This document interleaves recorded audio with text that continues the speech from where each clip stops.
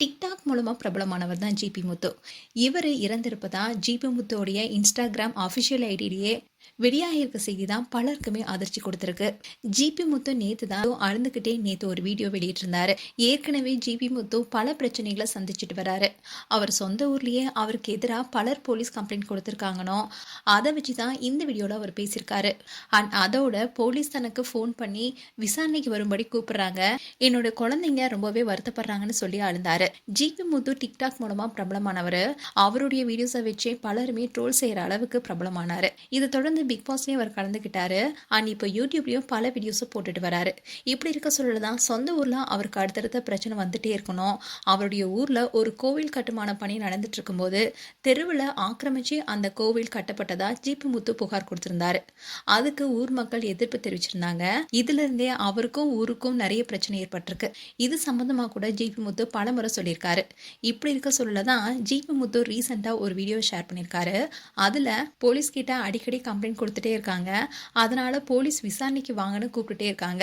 என் பசங்க ரொம்ப பயப்படுறாங்க, என் மகன் விஷ்ணு அழுதுட்டே இருக்கான், பேசாம என்னையும் சாத்தான் குளத்துல அப்பா மகனை அடிச்சு கொண்டாங்கல்ல அதே மாதிரி ஜெயில வச்சு கொண்டுருங்க, அப்போ நான் நிம்மதியா போய் சேர்ந்துருவனோ, என்னால முடியலன்னு ரொம்பவே கண்ணீருடன் பேசியிருந்தாரு.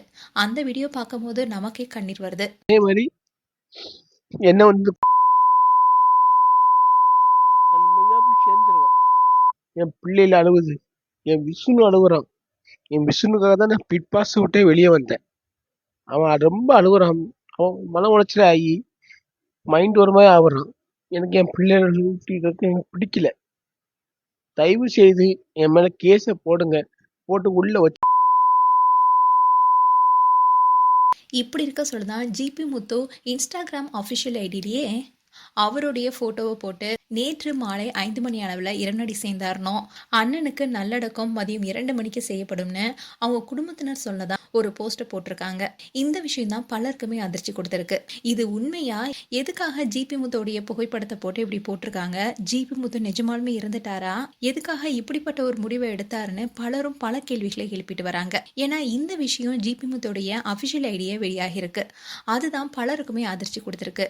அண்ட் இதை பார்க்கும்போது இதை கண்டிப்பா பொய்யா தான் இருக்கணும்னு நினைக்க தோணுது. அண்ட் ஜிபி முத்து உயிரோடு இருக்காருன்னா தயவு செஞ்சு இது மாதிரி ஒரு போட்டோவை போடாதீங்க. அண்ட் இவரை குறித்து ஊர்ல இருக்கவங்களுக்கு ஏதாவது தெரிய வந்துச்சுன்னா தயவு செஞ்சு கமெண்ட் செக்ஷன்ல சொல்லுங்க. மேலும் இது போன்ற வீடியோஸை பார்க்க நியூஸ் தமிழ் கிட்ஸை சப்ஸ்கிரைப் பண்ணுங்க. அண்ட் மறக்காம நோட்டிபிகேஷன் பட்டனை கிளிக் பண்ணுங்க.